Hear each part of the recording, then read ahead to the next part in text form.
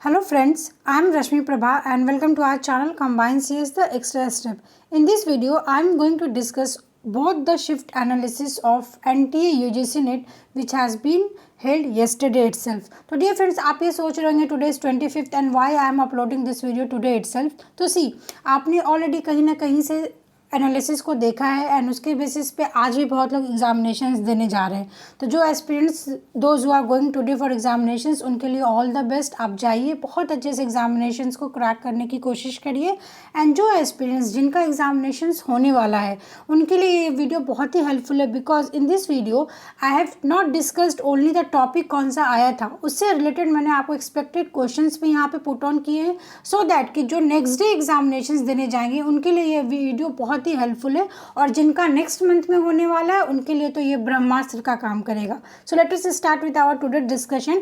First question, अगर मैं first unit की बात करूं तो that is teaching aptitude. Correct. तो टीचिंग एप्टीट्यूड से ईच एंड एवरी ईयर ये एक्सपेक्टेड है कि आपका मेथड्स ऑफ टीचिंग पे क्वेश्चन आते हैं, आपका स्वयं पे क्वेश्चन आता है, आपका evaluation system, classroom teaching, maximums, teaching process and positivism.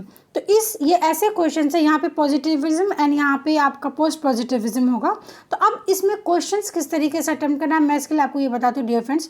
तो टीचिंग का क्वेश्चन कहीं ना कहीं समहाउ आपका 7 to 8 क्वेश्चंस ऑप्शंस रहते हैं, उसमें आपको एलिमिनेट करना होता है मेथड्स. एंड इफेक्टिव टीचिंग, आपको कोई भी टीचिंग का क्वेश्चन आए तो उस पर आपको एज्यूम करना है कि you are going to become a teacher in future. तो how you are going to handle a classroom, how you are going to handle students, how you are going to motivate them, आप किस तरीके से अपनी personality को improve करोगे so that कि आप एक बेटर टीचर बन सकोगे. तो इन सब सारी बातों को ध्यान में रखकर अगर आप टीचिंग के क्वेश्चंस को अटेम्प्ट करेंगे तो obviously you can get a good marks.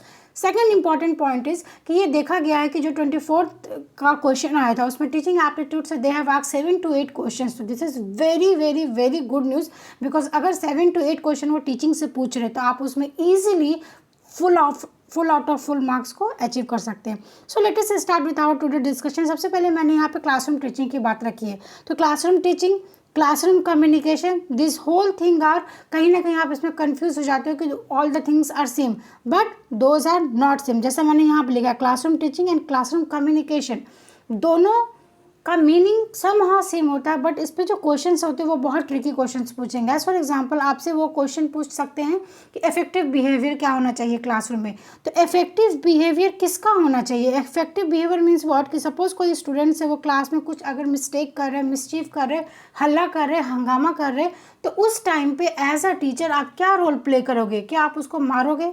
क्या आप उसको क्लासरूम से बाहर निकालोगे? या फिर आप सिचुएशन को अच्छे से अंडरस्टैंड करके उसको समझाओगे?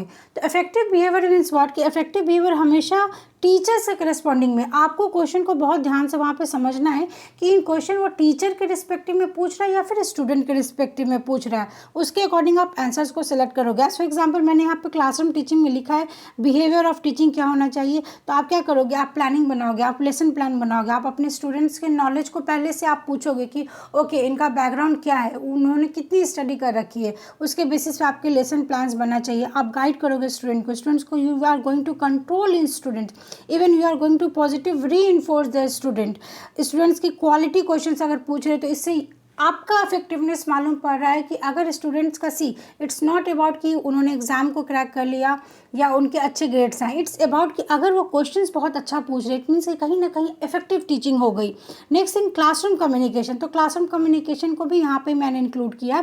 तो आपका एक क्लासरूम में कैसा कम्युनिकेशन होना चाहिए? एक हेल्दी इन्वायरमेंट होना चाहिए, वहाँ पे कोई भी नॉइज़ पॉल्यूशन नहीं होना चाहिए, कोई भी मिसचीव्स नहीं होना चाहिए. आप बहुत अच्छे से जो भी आप टीचिंग के एड्स यूज़ कर रहे हैं, एज फॉर एग्जाम्पल आप प्रोजेक्टर्स यूज़ कर रहे हो तो आपको वो टेक्नोलॉजी में आपको साउंड होना पड़ेगा. ठीक है. तो this was the things related to classroom teaching क्या होता है एंड क्लासरूम कम्युनिकेशन क्या होता है. कम्युनिकेशन में कहीं ना कहीं आपको टीचिंग एड्स का वो वहाँ पे क्वेश्चंस को ड्राफ्ट करेंगे.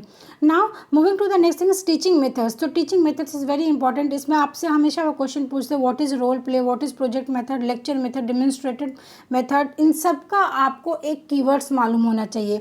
एज फॉर एग्जाम्पल अगर आपसे क्वेश्चन में ये ये पूछता है कि सबसे ज़्यादा कौन सा मेथड इफेक्टिव है जिसमें आपकी सबसे ज़्यादा आउटकम इवेलुएट होगी, तो क्या हो जाएगा project method. Because we also know कि if you are doing BTech, आप अगर BCA बीटेक करके आ रहे हो तो आपके लास्ट सेमेस्टर में प्रोजेक्ट्स होते हैं। Why projects has been introduced in your semester, कभी सोचा है आपने? इसलिए कि जो भी आप थ्योरेटिकल क्वेश्चंस पढ़ते आ रहे हो ना, this is the high time कि आपको उसका इम्प्लीमेंटेशन आना चाहिए। हेंस इफेक्टिव टीचिंग कब हो, इफेक्टिव लर्निंग कब होगी? जब आप प्रोजेक्ट मेथड में जाओगे। सिमिलरली लेक्चर मेथड कब होगा? लेक्चर मेथड मीन्स व्हाट कि I am giving this video, I am making this video, तो मुझे नहीं मालूम कि आपको समझ रहा है नहीं समझ रहा है, I am just sending message, I am broadcasting message, correct. तो मेरा सामने वाला क्या है, वो मुझे फीडबैक बहुत लेट से दे रहा है। तो लेक्चर मेथड कब यूज़ होगा? जब आपका वॉल्यूम ऑफ ऑडियंसेस बहुत ज़्यादा होगा, तो आप सिंपली जाके वहाँ पे अपने कंटेंट को रीड कर रहे हो। डिमॉन्स्ट्रेशन, डिमॉन्स्ट्रेशन मीन्स व्हाट, जो हम लैब्स में सीखते हैं, ठीक है, कि सपोज आप केमिकल लैब में हो तो वहाँ पे आपको टीचर पहले करके बताएगा कि किस तरीके से आपको ये प्रैक्टिकल्स को फॉलो करना है। प्रॉब्लम सॉल्विंग, प्रॉब्लम सॉल्विंग तो एक ऐसा टर्म है जो साइंटिफिक मेथड से रिलेटेड है कि आपको एक प्रॉब्लम दिया गया and how you are going to apply your mind so that solutions को आप फाइंड आउट कर सको। इंक्वायरी मेथड, इंक्वायरी क्यों करते हैं? सपोज अगर आपको कोई भी कोर्स से रिलेटेड इंक्वायरी करना है तो आप में क्यूरियोसिटी है, तो कहीं भी क्यूरियोसिटी की बात आएगी तो आप इस मेथड को यूज़ कर सकते हो। तो ऐसा देखा गया है कि जो आपके कल एग्जामिनेशंस हुए थे उसमें उन्होंने मैच द फॉलोइंग क्वेश्चंस पूछा था, तो आप बहुत ही ध्यान से ऑप्शंस को पढ़िए, एक बार पढ़िए, 2 बार पढ़िए, बिकॉज अगर इसमें आपके क्वेश्चंस रॉन्ग हो जाएंगे तो वो आपके कहीं ना कहीं बहुत बड़ा ब्लंडर मिस्टेक होगा। नाउ अप्रोचेस टू लर्निंग, ठीक है, तो अभी जो हमने बात की डियर फ्रेंड्स, ये हमने टीचिंग के मेथड्स की बात कर ली और classroom teaching and classroom communication की बात की। Now moving to the next topic, approaches to learning से क्वेश्चन आ रहे हैं। What are the approaches? Approaches में आप अगर आपने एनालिसिस सुना होगा तो वो लर्नर सेंटर पे बहुत क्वेश्चन पूछ रहे हैं, दैट इज स्टूडेंट सेंटर, वो था सेम। तो लर्नर सेंटर क्यों फोकस किया गया? अगर आपने नेशनल एजुकेशन पॉलिसी भी पढ़ा है रिसेंट का, तो उसमें भी उन्होंने ये बात करी है कि अब हमें कोर्स कंटेंट को कम करना है, हमें जो भी लोड होता है स्टूडेंट पे कम करना है। स्टूडेंट के सबसे ज़्यादा किस चीज़ में इंटरेस्ट है, उनकी स्किल को इन्हांस करना है, उनकी मोटिवेशन को बूस्ट अप करना है। तो इट मीन्स कि स्टूडेंट सेंटर अप्रोचेस क्या होने चाहिए, इसमें आपके कई सारे ऑप्शंस गिवन थे जिसके बेसिस पे आपको एलिमिनेट करना था। देन इसमें एक बहुत इंपॉर्टेंट कॉन्सेप्ट आया डिस्कोर्स का, ठीक है। तो डिस्कोर्स में अगर प्रीवियस ईयर के क्वेश्चन आप देखोगे कहीं ना कहीं वो प्रीवियस ईयर के क्वेश्चन को बहुत पूछ रहे हैं, तो प्रीवियस ईयर क्वेश्चन को आपको सॉल्व करना बहुत ही इंपॉर्टेंट है, आप ज़रूर सॉल्व करें। जिसमें सपोज सिमेंटिक, सिंथेटिक, प्रैग्मेटिज्म, इस पे वो क्वेश्चंस पूछ रहे हैं। अब सिमेंटिक क्या होती है, हमें मालूम है सिमेंटिक्स मीनिंग, जो हमने artificial intelligence is again a subject, अगर मैं कंप्यूटर साइंस की बात करूँ तो वहाँ पे आप पढ़ते हो सिमेंटिक मीन्स व्हाट, जो मीनिंग से रिलेटेड है। सिंथेटिक तो सिंटेक्स से रिलेटेड है। तो आप ये कीवर्ड देखो, SYN सिंटेक्स, प्रैग्मेटिज्म, तो P से आप किसको रिलेट कर सकते हो कि जहाँ पे प्रैक्टिकल नॉलेज की बात होगी। तो कुछ भी याद नहीं करना है, बस बहुत ध्यान से बहुत आराम से क्वेश्चन को पढ़ना है और अटेम्प्ट करने की कोशिश करना है। Now moving to the next unit is research aptitude. तो रिसर्च एप्टीट्यूड अपने आप में बहुत वास्ट है। अगर आप रिसर्च कर रहे हो, PhD के लिए कर रहे हो, तो ऑब्वियसली ये सेक्शन आपके लिए बहुत स्कोरिंग हो जाएगा। बट समहाउ जिन्होंने कभी रिसर्च नहीं किया, रिसर्च पेपर नहीं लिखा, तो उनके लिए थोड़ा ये ट्रिकी क्वेश्चन हो जाता है। तो इसमें भी आपको सेक्शंस में पढ़ना है। सेक्शंस में व्हाट कि every time types of research पे वो क्वेश्चन पूछते हैं। इट मीन्स कि फंडामेंटल क्या रिसर्च होता है, एक्शन रिसर्च हम कब यूज़ करते हैं, अप्लाइड रिसर्च कब यूज़ करते हैं, and they are not asking to the point. तो अगर आपने प्रीवियस ईयर के क्वेश्चंस को लगाया है तो उसके बेसिस आप क्वेश्चंस को समझिए। सपोज वो एक सिचुएशन दे देंगे, as for example mid day meal, तो मिड डे मील में कौन सा रिसर्च यूज़ होगा। तो हमें मालूम है कि मिड डे मील इज़ एक ऐसा स्कीम है गवर्नमेंट का जिसमें हमने ये चेक किया था कि जो आंगनवाड़ी के गवर्नमेंट स्कूल्स के बच्चे हैं उनको हम फूड प्रोवाइड करते हैं, उसके बेसिस पे हम उनका लाइफ स्टाइल देखते हैं, करेक्ट। तो इट मीन्स वो कैसा हो जाएगा कि आप वहाँ पे आफ्टर द इफेक्ट देख रहे हो, तो वो एक एक्सपोज फैक्टर रिसर्च हो जाएगा। सिमिलरली अगर लोकल कंसर्न की बात है, कोई अगर इमीडिएट एक्शन है, सपोज आप जा रहे हो और आपका एक्सीडेंट हो जा रहा है तो आप तुरंत हॉस्पिटल जाओगे, तो ये एक्शन रिसर्च है। तो इस तरीके के आपको वो सोल्यूशंस देते हैं कि एक यूनिवर्सिटी है, यूनिवर्सिटी में दीज आर द प्रॉब्लम्स, तो प्रिंसिपल कैसे बात करेगा, वो ऐसे सिचुएशंस पे क्वेश्चंस आपको सॉल्व करना आना चाहिए। नेक्स्ट इज स्टेप्स, रिसर्च के step is next important topic of research aptitude.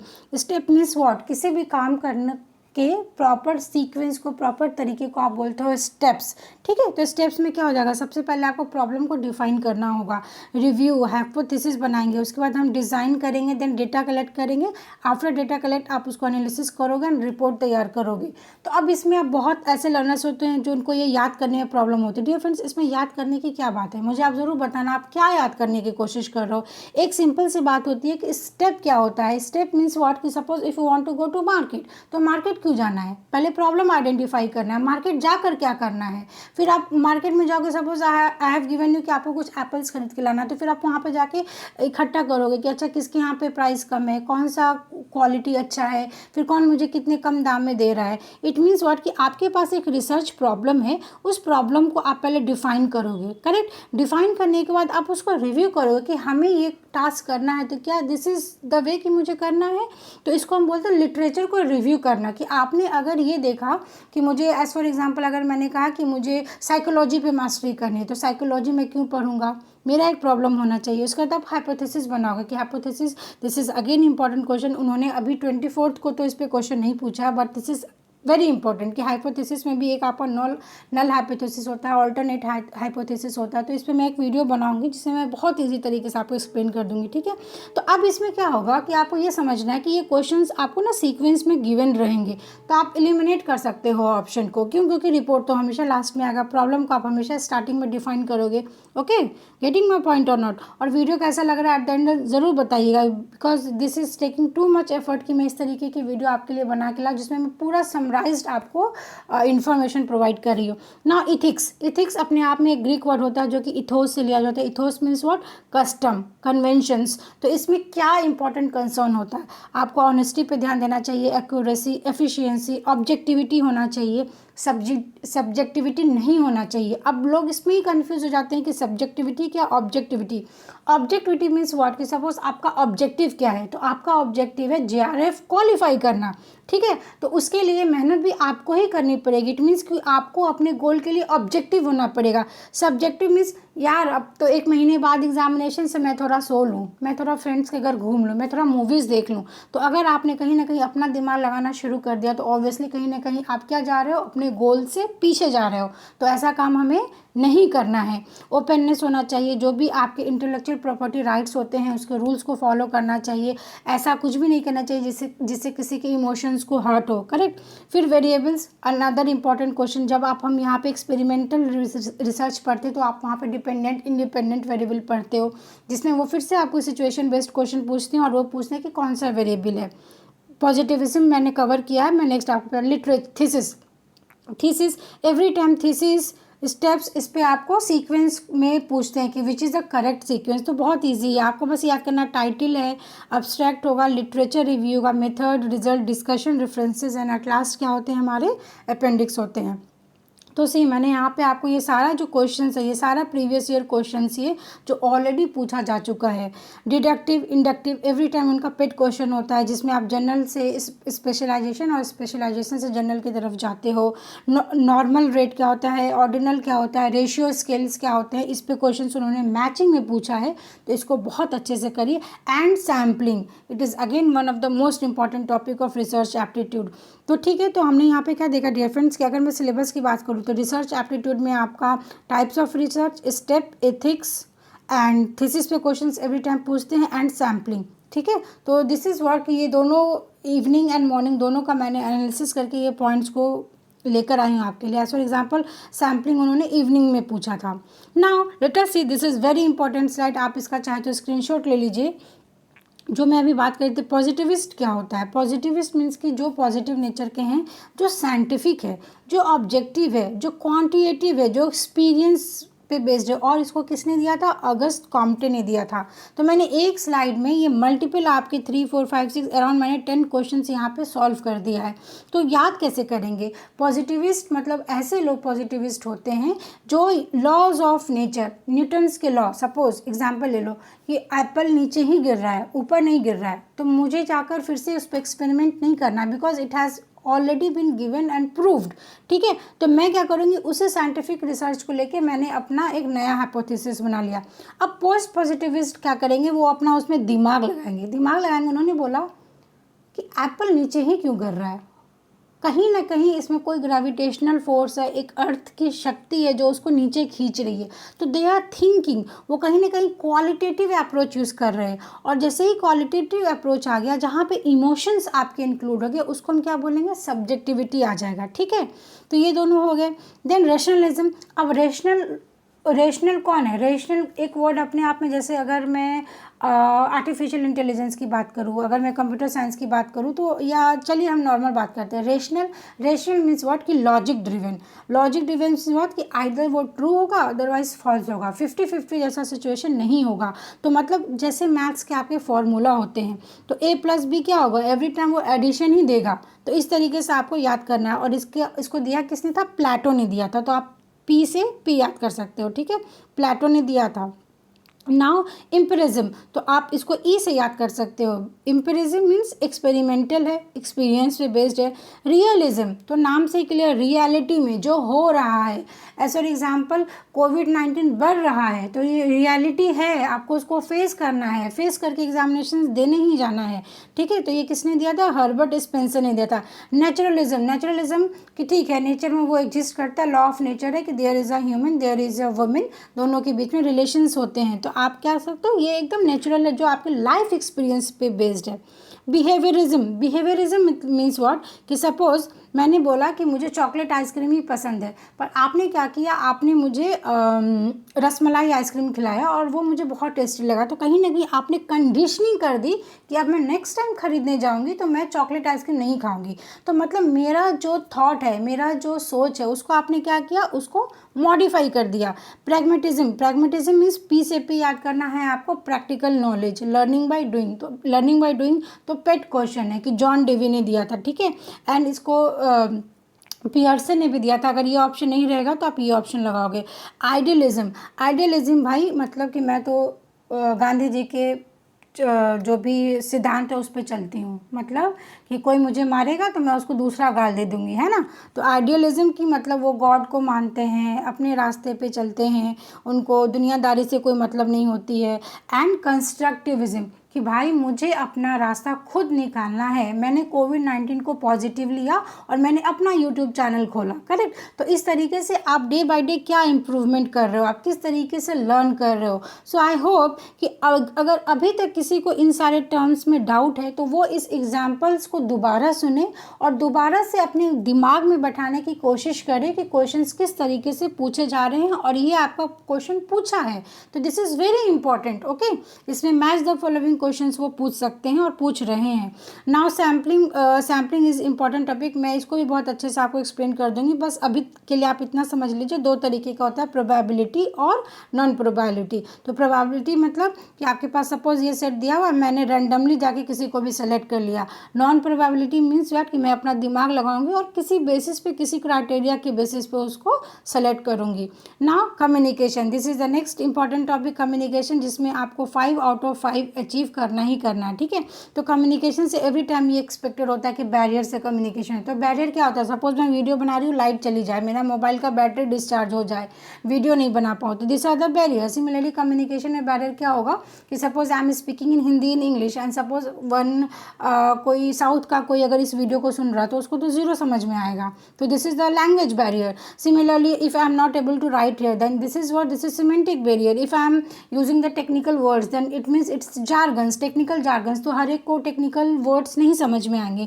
Similarly what is NVC, non verbal communication. Every time they ask question for non verbal communication. For example what is haptics, तो जो हम hand से touch करते हैं किसी को, that is known as haptics. Similarly आप smell करते हो, आई से देखते हो, तो दिस आर द थिंग्स जो आपको मालूम होना चाहिए। And sequence is very important. तो सीक्वेंस में भी every time they are asking important, मतलब उन्होंने थोड़ा स्टैंडर्ड को बढ़ा दिया है। ठीक है, देन बर्लो का सपोज SMCR मॉडल है। What is SMCR, sender message channel and receiver, जिसमें फीडबैक नहीं होता और लीनियर मॉडल है। अगेन शैनन का मॉडल होता है जिसमें उन्होंने यहाँ पे आपको कोडिंग डिकोडिंग की भी बात को इंट्रोड्यूस किया। Sender, encoder, channel, decoder and receiver. तो यहाँ पे ध्यान ये रखना होता है कि पहले हम डिकोड करते हैं देन फिर हम उसको रिसीव करते हैं। एंड मल्टीमीडिया तो आपके सिलेबस में भी मेंशन है कि मल्टीमीडिया से every time they are asking assertions and reasons.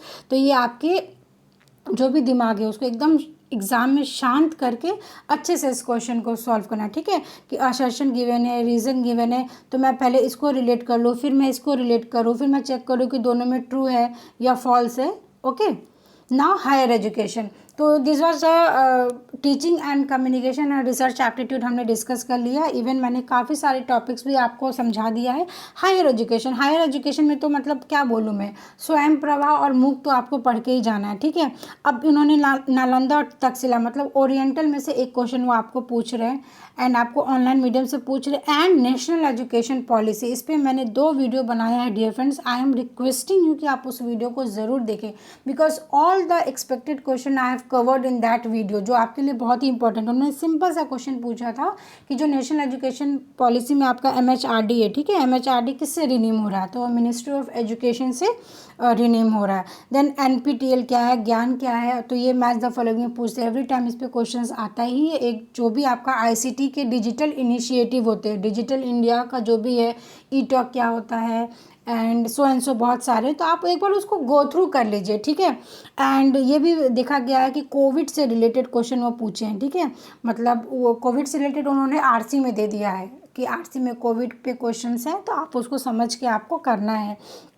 Then people development and environment, तो पीपल डेवलपमेंट उन्होंने प्राइमरी पॉल्यूटेंट्स से पूछा था, तो मैंने यहाँ पे लिख भी दिया है what are primary pollutants that can directly emit and persist in their exact form. As for example ash, smoke, fumes, dirts, PM, carbon monoxide, nitrogen oxides and sulphur dioxide.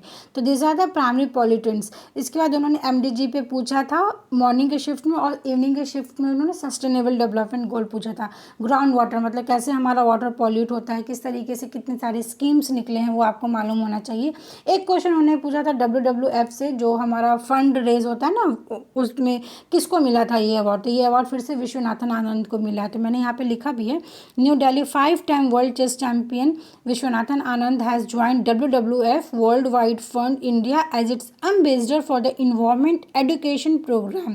तो दिस इज इम्पॉर्टेंट कि वो ambassador बने हैं और 5th time वो world championship रह चुके हैं। And India celebrating 50 years of conservation India and it's delighted to see Anand to support the conservation and protection of environment. मतलब विश्वनाथन आनंद जो हम वेल नोन एक चेहरे हैं जो चेस के लिए माने जाते हैं, तो उनको WWF ने क्या बनाया है, एम्बेसडर बनाया। क्यों? क्योंकि वो बहुत अच्छा काम कर रहे हैं इन्वायरमेंट से रिलेटेड। एंड आपके समिट्स पे अभी तक सुनने में तो नहीं आया है कोई क्वेश्चन है, पर वो आएगा ज़रूर आपका, बिकॉज देखो क्योटो प्रोटोकॉल है, ISA है, ऑब्वियसली इसके टारगेट्स 2020 में कंप्लीट होने वाले हैं, तो वो इससे पक्का से क्वेश्चन पूछेंगे, तो आपको ये सब मालूम होना चाहिए ना। हमने प्राइमरी पॉल्यूटेंट्स पे क्वेश्चन आया, तो चलिए मैं आपको सेकेंडरी पॉल्यूटेंट्स पे बता दूं। तो रिएक्ट करते हैं इन्वायरमेंट में, मोर टॉक्सिक होते हैं। तो इसमें याद करने का देखिए तरीका होता है, जैसे CO है कार्बन मोनोऑक्साइड, करेक्ट। अब इसमें 2 लगा दो तो कार्बन डाइऑक्साइड क्या हो जाएगा, सेकेंडरी। मतलब हमने प्राइमरी में जो भी प्राइमरी पॉल्यूटेंट्स है उसको सनलाइट में या एटमॉस्फेयर में जब वो रिएक्ट करता है तो वो फिर एक नया एंटिटी बनाता है, तो that is known as what, secondary pollutants, ठीक है। आप इस तरीके से याद करिए। एंड देन ये इंपॉर्टेंट क्वेश्चन होता है ओजोन। तो ओजोन का फॉर्मूला क्या, नाइट्रोजन ऑक्साइड्स में आप जब हाइड्रोकार्बन्स को मिक्स करोगे और सनलाइट के प्रेजेंस में वो क्या बनाता है, ओजोन गैस बनाता है, और इसको हम पैन भी बोलते हैं, peroxide nitrate. So this was expected question. Now people development environment या हायर एजुकेशन में उन्होंने गोल 4 ऑफ MDG पूछा था। तो क्या है गोल 4 ऑफ MDG, तो रिड्यूस करना है हमें चाइल्ड मोर्टेलिटी के रेशियो को। एंड फर्स्ट ओपन यूनिवर्सिटी पूछा था, तो वो हमारा BR अम्बेडकर यूनिवर्सिटीज़ है, तो आपको एक बार यूनिवर्सिटीज़ आप देख लेना, ठीक है। एंड इसको तो पढ़ना ही है। तो नाउ सी, मैंने यहाँ पे आपको MDG के गोल्स राइट डाउन कर दिए, तो आप इसको स्क्रीनशॉट लेके ज़रूर एक बार देखें। And this is very important, इसका टारगेट ईयर आपको मालूम होना चाहिए। एंड इसके कितने 7 गोल्स होते हैं एंड 169 टारगेट्स होते हैं, ठीक है। और क्या है देखिए गोल 4। तो मैं एक बात बताती हूँ, अगर दिसंबर 2019 का भी क्वेश्चन अगर आप देखोगे उठा के, तो उनको गोल 4 बहुत पसंद है, ठीक है। तो गोल 4 मीन्स व्हाट, कि आप उसमें एजुकेशन से रिलेटेड पढ़ लीजिए, मतलब ज़रूर पढ़िए एजुकेशन से रिलेटेड, जेंडर इक्वालिटी से रिलेटेड, यूनिवर्सल प्राइमरी एजुकेशन। अब वो क्वेश्चन क्या पूछ सकते हैं, यहाँ पे वो लिख देंगे क्या, यूनिवर्सल की जगह वो लिख देंगे कि सबको जो आपका सस्टेनेबल डेवलपमेंट गोल में है क्या है, ज़ीरो हैंगर, क्वालिटी एजुकेशन। तो क्या quality education is not the part of MDG, ठीक है। तो ये आपको बहुत ध्यान से पढ़ना है कि इसमें इरेडिकेट करना है पॉवर्टी को, यूनिवर्सल प्राइमरी एजुकेशन की बात की गई थी। तो दिस इज 7 गोल्स, आप इसको देख लेना, यहाँ से स्क्रीनशॉट ले सकते हो, ठीक है।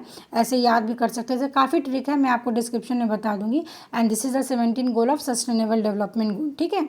And I have just written down, आप इसको एक बार देख लेना। Now let us see the question किस तरीके से पूछा था। जो चाइल्ड मोर्टेलिटी रेट है, जो गोल 4 है आपका एमडीजी का, तो उन्होंने उसमें ये पूछ लिया था कि उसका रेट क्या है, मतलब वो कितना, मतलब जो चाइल्ड मर रहे हैं वो किस रेट से मर रहे हैं और वो कितना डिक्रीज हुआ है, ठीक है। तो अब देखिए, ये मैंने हायरार्की डेटा लिया है, इसका मैं लिंक आपको प्रोवाइड कर दूंगी। This is I have taken from जो इन्वायरमेंट इंडेक्स है, वहाँ से मैंने लिया, ठीक है। तो इन्होंने यहाँ पे क्या बताया है कि उन्होंने आपसे ये क्वेश्चन पूछा था 2015 में क्या है। अरे भाई, पूछना था तो रिसेंट पूछते ना। तो इसमें देखिए, आप यहाँ से ऐसे समझिए कि पहले 2015 में 35 था, और ऑब्वियस सी बात है इंडिया कहीं ना कहीं प्रोग्रेस कर रहा है। मतलब जो बच्चे की डेथ होती है, सपोज अगर 100 लाइफ है, तो 100 लाइफ अगर एक दिन में बर्थ ले रहा है, तो उसमें कितने लोग मर रहे हैं, तो इतने % लोग मर रहे हैं, ठीक है। तो ये कम हुआ है, देखो आप 2015 में 35 था, अभी 28 हुआ है। तो ये तो बहुत अच्छी बात है, पर इसको हमें और क्या करना है, और डिक्रीज़ करना है। बिकॉज बेसिकली देखा जाए तो जो गर्ल चाइल्ड होती हैं अभी भी गांव वगैरह में थोड़ा प्रॉब्लम्स है, ठीक है। सो वो एक क्वेश्चन था। एंड जैसा मैंने बोला कार्बन एमिशन, तो dear friends this is the 2018 का उन्होंने पूछा था। तो they are not asking the recent, वो कुछ पीछे का पूछ रहे, तो आपको आगे पीछे सबका एक बार देख के जाना है। तो ये क्वेश्चन जो है, ये मैं बता देती हूँ आपको, 2010 से भी पीछे एक बार पूछा गया था, ठीक है। तो अब देख लीजिए, इसमें रैंक वाइज गिवन है कि चाइना जो है, जो सबसे ज़्यादा कार्बन डाइऑक्साइड इमिट करता है, ठीक है। इसके बाद यूनाइटेड स्टेट और इंडिया का है, हमें क्या ध्यान रखना, इंडिया 3rd पोजीशन पे है। इसके बाद रशिया, और इसके बाद आपका जापान है, ठीक है। तो इस तरीके से क्वेश्चन उन्होंने पूछा था, तो एक बार ये लिस्ट आप देख लेना। एंड यहाँ पे मैंने एक इंपॉर्टेंट इन्फॉर्मेशन ये दे दिया कि यहाँ पे जीटी क्या है, क्योंकि लास्ट टाइम अगर देखो तो उन्होंने आपको डेसिबल का पूछा था, व्हाट इज़ डीबी। तो डीबी इज व्हाट डेसिबल होता है, जो आप हियरिंग में समझते हो। सिमिलरली ये जीटी क्या है, this is giga ton of equivalent carbon dioxide, मतलब ये गीगा टन है, जो कार्बन डाइऑक्साइड कितना एमिट हो रहा है उसको हम इसमें मेजर करते हैं, ओके।